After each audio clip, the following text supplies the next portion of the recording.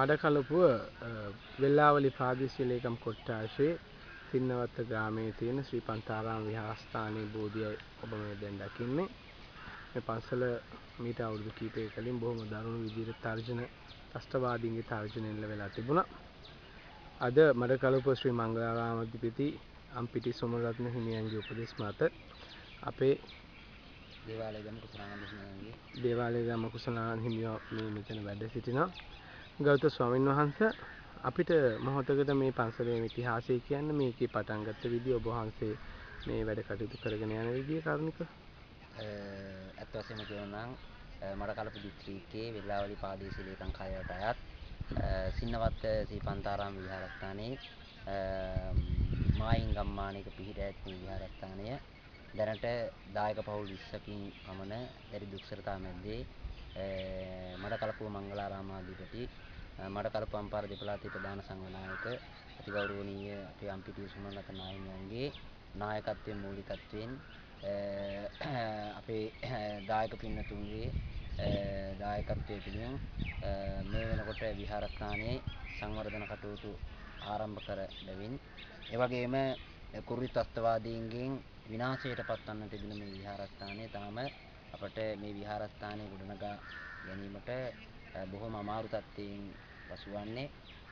මොකද අපට තාම රජයකින්වත් තාම මේ සඳහා අනුග්‍රහයක් ලැබෙන්නේ නැහැ.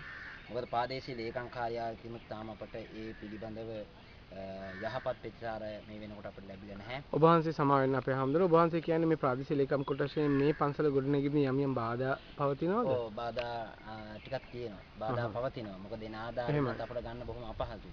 ඒතරේ මම බුද්ධ ශාසන අමාත්‍යාංශයෙන් පන්සල ලියාපදිංචි කිරීම කටයුතු සියල්ලක්ම සිද්ධ කරලා තියෙන්නේ. පන්සල ලියාපදිංචි කිරීම, ඒ වගේම දායක සභාව වෙනම ලියාපදිංචි කරලා තියෙනවා. ඒ වගේම මෙත්තසිරි දහම් පාසල කියලා ධර්ම විද්‍යාලයක් මම ආරම්භ කරලා තියෙනවා. ළමයි 20ක් විතර පමණ සිටිනවා. ඒකත් මෙහි අයගේ ආර්ථික තත්ත්වය කොහොමද අපේ හැමදෙරෝ? තත්ත්වයේ ගොවිතැන තමයි අපේ ජනතාව සිද්ධ කරන්නේ. බොහෝ ජනතාවල බොහොම ආසරණයෙන් දුක්සරතා මැද්දේ වතුර වලින් ලොකු ප්‍රශ්නත් අපිට තියෙන ගමට විහාරස්ථානයටත් පහසුකම් ඇති බොහෝම සැප පහසුකම් අපට අඩු තත්ත්වයක් තිබෙන්නේ. එහෙම අපේ හැමදෙරෝ. එතකොට සමා වෙන්න අපේ හැමදෙරෝනේ. ඔබ වහන්සේ දැන් මේ වැඩ ඉන්න දැන් මෙතන මොකක් අපේ මෙතන සිද්ධ කරන් යන්නේ අපේ නායක හාමුදුරන් වහන්සේගේ මූලිකත්වයෙන් විහාර මන්දිරය තමයි සකස් වෙන්නේ. දැනට අපට බුදුන් අඳින්නට විහාර මන්දිරයක් නැහැ. මේක තිබුණ එක විනාශ වෙලාද නැත්නම් කුරුලි තත්ත්වවාදීන්ගෙන් විනාශයට පත්වන්න තිබුණ අපේ විහාරස්ථානයේ බුද්ධ මන්දිරය අලුතෙන් ගොඩනගා ගැනීම බුද්ධ මන්දිරය තමයි මෙතන දැන් මේ අපි ඉදිරියෙන් පවතින්නේ. මේ දැන් ඉදිරියෙන් පටන් අරන් කොච්චර කාලයක් වෙනවද අපේ හැමදෙරෝ? දැන් අවුරුදු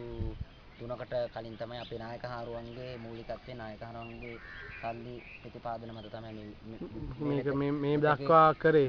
නමුත් දැන් මෙතන ඇන හිටලා තියෙන බව පේනවා අපිට හැමදෙරෝනේ. ඒකට හේතුව අපට කියන්නේ ගම් මට්ටමින් අපට මුදල් ගොඩක් අමාරු. මේක මේ පැත්තේ ඉන්න අයගේ මේ ආර්ථික තත්ත්වය මත මේ විදිය වැඩක් කිරීමේදී ඒගොල්ලන්ට අපහසුතාවයන් තියෙන තාම අපට රජයකින් අනුග්‍රහයක් වෙනකොට මේක ලැබෙන්නේ. ඔබ වහන්සේ නමුත් දන්නවන තැන් වලට දැන්නවා දැන් මේ වෙනකොට අධිකාරී ජනාධිපතිතුමාට ලියුම් දාලා තියෙනවා. අග්‍රාමාත්‍යතුමාට ලියුම් දාලා තියෙනවා. බුද්ධ ශාසන කටයුතු පිළිබඳ අමාත්‍යතුමාට කොමසාරිස්තුමාට මම ලියුම් දාලා තියෙනවා. ඊට අමතරව මඩකලපු දිස්ත්‍රික් පාර්ලිමේන්තු පන්ති විනයාති මුති මුල්ලේදරම් මහත්මයාට මම ඒ කියන්නේ කරුණා මහත්මයා ප්‍රාදේශීය ලේකම් කාර්යාලයටත් මම මේ වෙනකොට ලියුම් ඉදිරිපත් කරලා තිබෙන්නේ මේ විහාරස්ථානයේ සංවර්ධනය කරගන්නට අවශ්‍යයි කියන එක. මේ ලිඛිතව මම ප්‍රාදේශීය ලේකම්තුමාගෙන් ඉදිරියට තාම මේ පිළිබඳව මට තාම ප්‍රතිචාරයක් ලැබුණේ නැහැ. ඉතින් මම බොහොම අමාරුයි දුස්සරතා මැද්දේ තමයි මේක. අපේ නායක හාරුවන්ගේ මූලිකත්වයෙන් ආශිර්වාදයෙන් අපේ ගමේ ඉන්න ජනතාවගේ සමගියෙන් සමාදානයෙන් මූලිකත්වයෙන් මම මේ විහාරස්ථානය වැඩ කටයුතු සිද්ධ කරගෙන යන බව තමයි මම බොහොම සතුටින් ප්‍රකාශ කරන්නට කැමතියි. බොහොම ස්තුතියි අපේ හාමුදුරනේ තොරතුරු ඔබ වහන්සේට ලබා දුන්නා. නමුත් එක ප්‍රශ්නයක් අහන්න ඕනේ. ඔබ වහන්සේට දැනට මේ වගේ කටයුතු කරගෙන යද්දී මේ පන්සලේ ආධාර උපකාර කරන්නේ අපේ සින්නවත්ත අපේ දායක පින්නතුන් තමයි. සින්නවත්ත ගලපිටගල ජනතාව මට උදව්පකාර කරනවා. මඩකලපුවේ හාමුදුරුවෝත් මේවට අපේ මඩකලපුවේ නායක හාමුදුරුවෝ තමයි දැනට මේ ටිකට ලක්ෂ 6ක් පමණ එතුමා උන්වහන්සේගේ ලැබෙන සල්ලි අපට ලක්ෂ 6ක පමණ මුදලක් මෙතෙන්ට වැය කරලා තියෙනවා අපේ නායක හාමුදුරුවෝ. දැනට අපිට මේක කරන්න තියෙනවා. අපේ නායක හාමුදුරන්ගේ ඒ දැනට ඉදිරියට අපි විහාරයේ කටයුතු ලබන මාසයේ වෙනකොට ආරම්භ කරනවා අපේ නායකවරුන්ගේ මූලිකත්වයෙන් නැවත. ඉතින් අපට ඊට අමතරව ශ්‍රී ලංකා යුද හමුදාවේ සිංහ රෙජිමේන්තුවේ නිලධාරීන් මහත්තුරුන් එයාලගේ අර කැම්ප් එකේ දර පේන්නේ අපේ හැමෝම ඒ අපේ යුද හමුදාවේ කඳවුරා ඔව් ශ්‍රී ලංකා යුද හමුදාවේ නිලධාරී මහත්තුරුන් විසින් අපට gadol ලබා දෙනවා. gadol ටිකක් දැන් ලබා දීලා තියෙනවා දැනට ඉදිරියටත් gadol 8000ක් අපට ලබා දෙනවා කියලා එතුමා ප්‍රකාශ කරන්න යෙදුණා. හොඳයි අපේ හැමෝම. ඒ තොරතුරු අපිට බොහොම වැදගත් වෙනවා. බොහොම ස්තුතියි.